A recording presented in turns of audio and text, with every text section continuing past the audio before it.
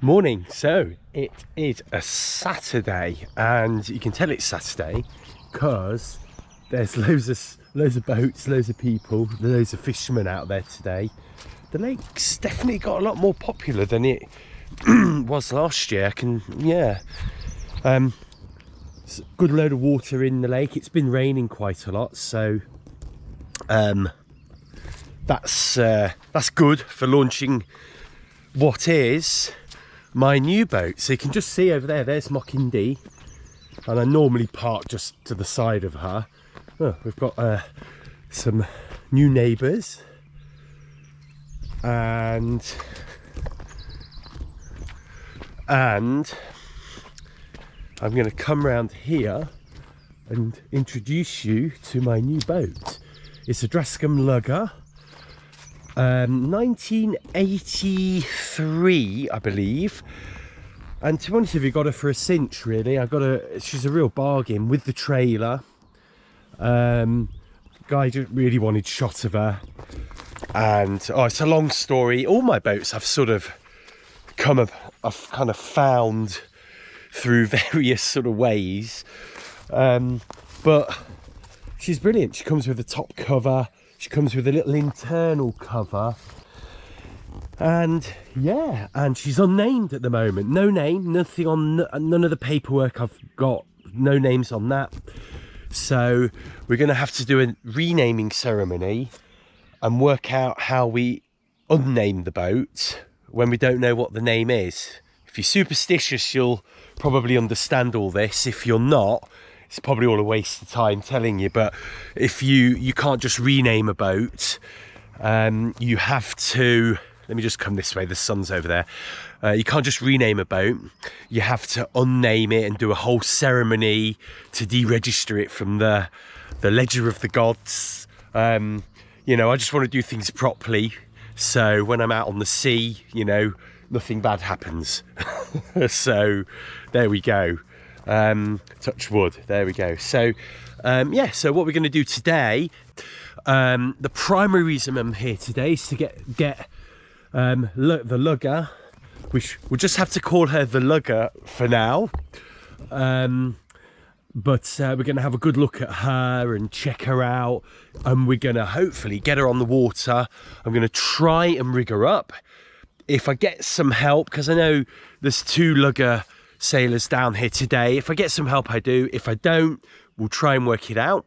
And I'm gonna, at the very minimum, I've got the outboard with me. We're gonna get her on the water. We're gonna take her for a spin, and we'll see how that goes. So that's the primary reason we're here today, and also before we do any of that, to check over the boat. So there we go.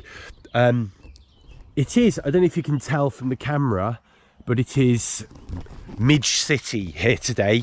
Midges, I think in America you call them no-see-ums, or they're all over the camper van. And I thought about they don't seem to bite, they just seem to be a pest. But they're all over the camper. I gave up trying to keep them out of the camper van. So so spring has definitely arrived.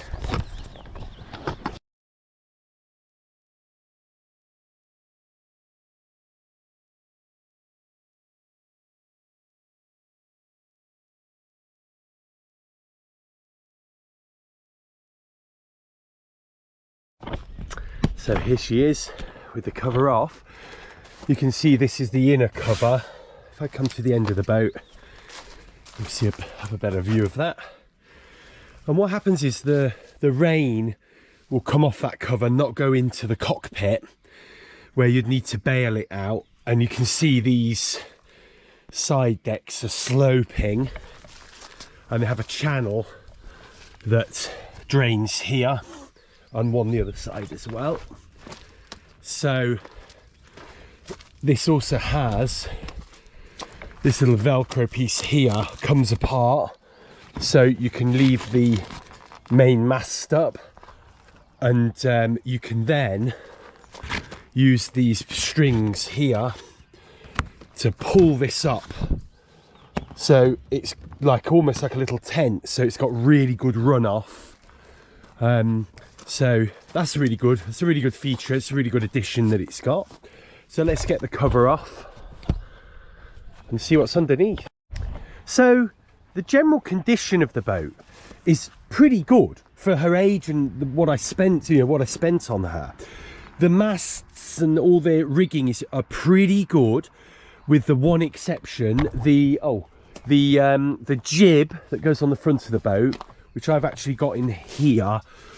Some of the stitching, and you can see, and when I say some of the stitching, I mean quite a lot of the stitching is just coming apart. It's kind of rotting, and weirdly the jib looks a lot older than the other sails, and that, to be honest with you, I've got a really good guy that can deal with this now, who did my reef in my mainsail of my mirror dinghy, and he's already quoted me for that, and we're going to get that jib sorted out. So we'll try and get a sail out of her today, but that jib will need just sewing over. All you do is you sew over the seams, but you need a big sewing machine to do it, because this stuff, even my mirror dinghy sails were too strong for my sewing machine, as you've probably seen in some of the videos. But anyway, the spars, everything, I think it's in similar condition to my mirror was. They're in really good condition, but just probably on the cusp of needing an annual touch up. Didn't spot that. I think that's just a mark for where the gaff probably goes. The general condition inside the hull is really good. So there's a really good guide to tell you what to look for in a lugger, and most important things were cracking along the daggerboard box, and at the top, or the backs and the fronts there, the pins inside. As far as I could tell, they look fine. I managed to lift all the floorboards. Everything else is in fairly good condition. The wood, the gunnels are on securely. So inside the boat, it's fairly good. There is some cracking here, as you'll see, of the, you may just be able to see that. There is a little bit of cracking on the Gelcoat, on the interior, and the back here has got a little bit just there, and on the back here, it's obviously at some stage caught something. That'll need attention, but nothing too big. And then, this is teak, so this should never really rot, but it needs a bit of treatment. These bolts look like the galvanized ones, so these are going to probably need replacing. And then I was worried about the mizzen, I think that's called the foot, but that's actually just been put on top, so that does look okay. A few screws here and there need sorting out. It's got Rolox, and it's also got the sculling one at the back here, which is very useful. But you can see the boat's in pretty good nick, really. Everything's working, everything's here. Coming to the outside of the boat, so the Gelcoat's definitely oxidized, so we're going to need to have a little look at that. There was a little patch down here that I sort of just rubbed, and it seems to have come up fairly well, so we're going to have a go at that today. And then perhaps the worst area of the boat is underneath. I don't know whether you can see underneath, but this is actually oh gosh, what they call it, the barrier paint that stops growth on the bottom, where the boat's on under the waterline, and that has seen better days. So that, unfortunately, when it starts flaking off like this, you can just see the Gelcoat underneath. It's going to need to come off at some stage and be redone. Trailer, it's got a brand new winch. The belt here, seems to do the job, but that's sewing on there, but we can sew that up properly. But the winch is brand new, and the trailer, brilliant. Check the bearings when I bought it. It's got a spare wheel. It even came with a wheel clamp, which we can use. I noticed, actually, I've got that wheel clamp for my camper van, the Bulldog one. Unfortunately, in most major cities in the UK, you do have to look after your stuff. And then that's about it, really. I think we'll find things as we as we, I'm sure certain things will turn up. Oh, this has got a little bit of cracked here, cracked fiberglass there, so this needs attention. I don't think these are supposed to turn around, and they're supposed to have a little, I don't know, supposed to have a screw in them. Let me have a look this side. Yeah, this one's got a screw in, you can see. This needs redoing and re-drilling, but it's not a big job, very small job, well within my means. So yeah, so I've just picked a spot near the stern of the boat. I'm going to do a couple of things. First thing I'm going to do, I've actually got this P600, so it's really super fine sandpaper, and what I've read is if you want to check the gel coat's still okay, you can sand a little bit. So what I'm going to do, I'm just going to sand this bit here, and you can actually sand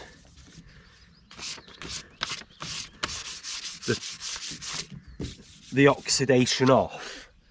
I mean, I'm not particularly convinced by that. I don't want to do any more just in case I damage it. And the other thing I've got, this is car T-cut or cutting compound. You can get the marine version, which is much better, but what we're going to do now is see if we can just polish that off. Whoa, just a little area, and just see if we can just get a certain little area to come up. This is really good for cars, I do know that, but whether it can cut through, you know, an oxidized hull. You can see the paint coming off actually, look there, or the gel coat, just, you always get a little bit that comes off. And what we're looking for is to see if we can get it shiny again. So that's, oh, well, look at that. Oh, look at that. I don't know if you can see on the angle, you might not be able to see, but to be honest with you, that's brought it up absolutely beautifully. I don't know if you can see. So I think a little bit of elbow grease, we could get the hull looking really, really good. So I'm really chuffed at that, really chuffed. So you can see, I kind of went at it a little bit here as well. There is some kind of sort of white staining that I can't seem to get out, but it definitely comes up a lot. Nice, let me get a good angle, you might be able to see. You can see down here as well. Definitely looks a whole lot better. I think if I get one of my little polishing machines down here, we could probably get a good job of that done. And I've also just given just this little area here a sand, and it's come up really smooth.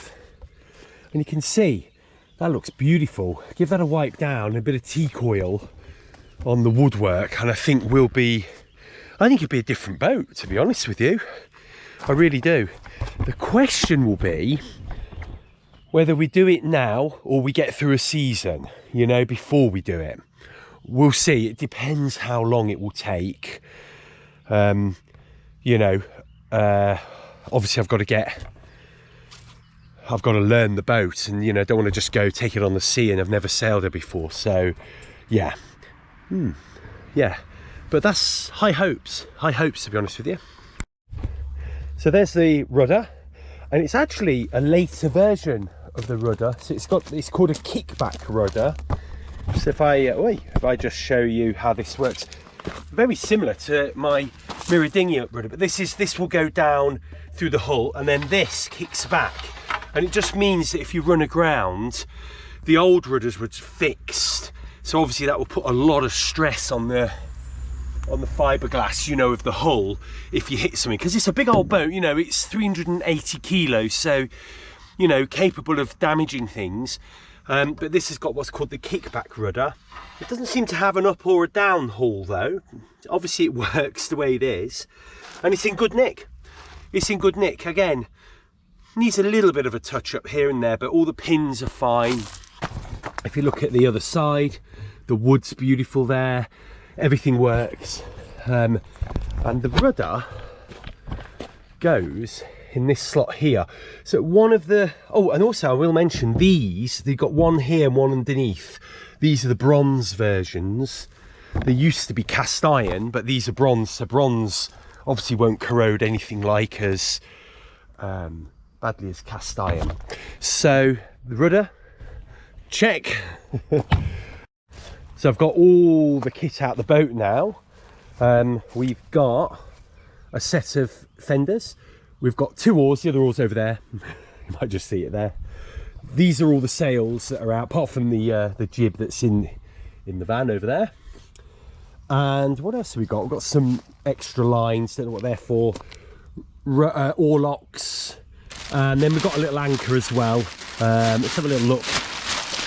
Just one of the, I forget what you call these anchors. They're not particularly good anchor, really. Surprised it works with this boat, really.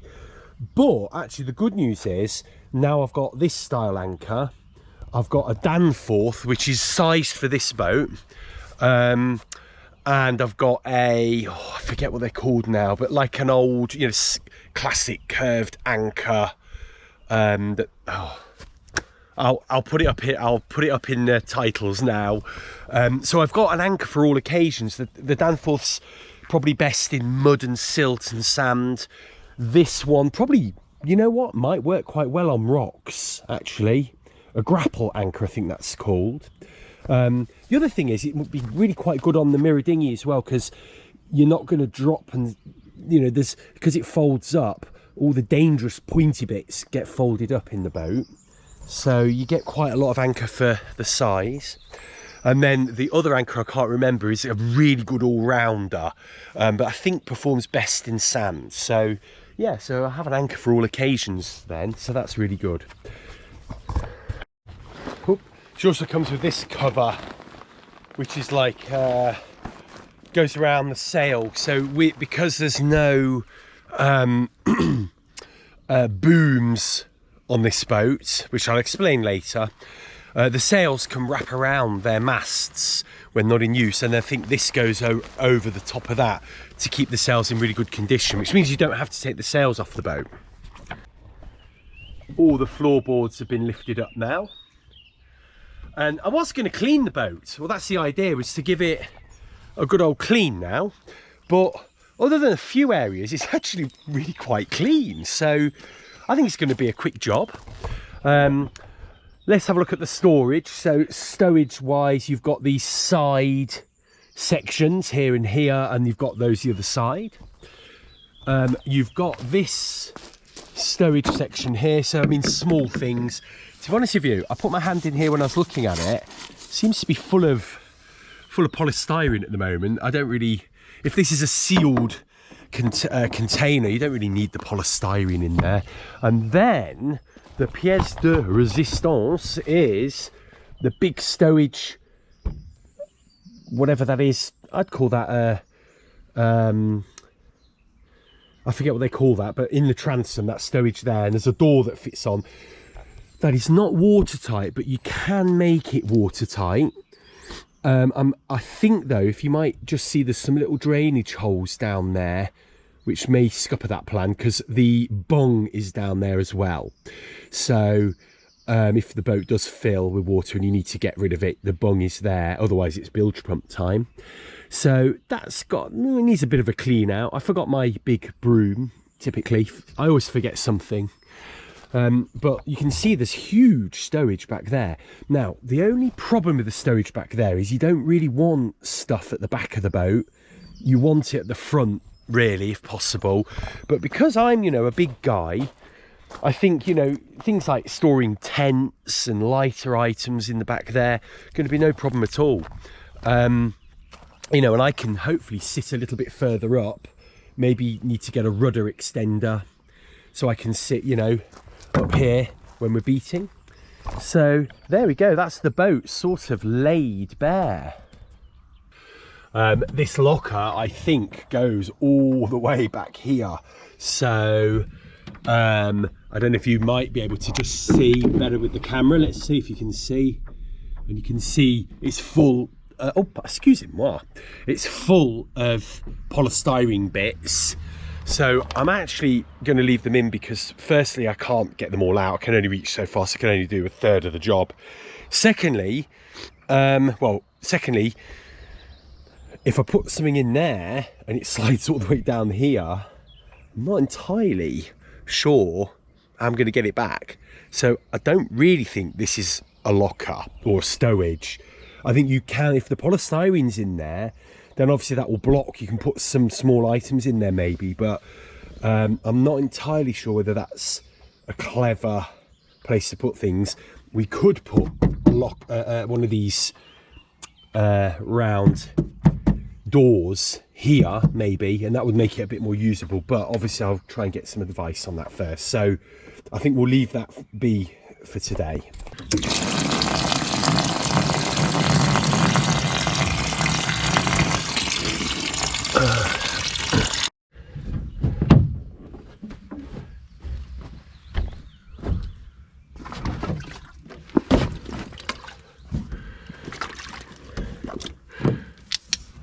I'm just using a little tiny bit of fairy liquid because I think that's fine to use on fiberglass, and it's all I've got. So, whoa, you've got to be careful with the boat being on the trailer.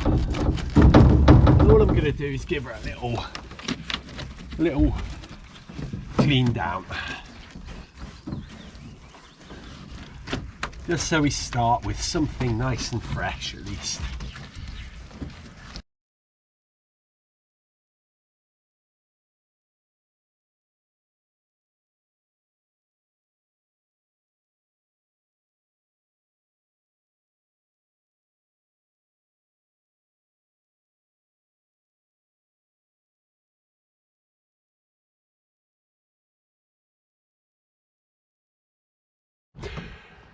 So you can see that's the bow done. I've just rinsed it and it looks pretty clean. It actually does make a big difference.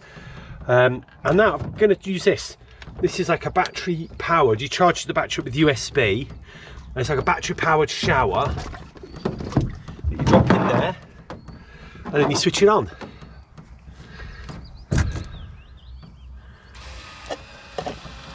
And it's pretty good.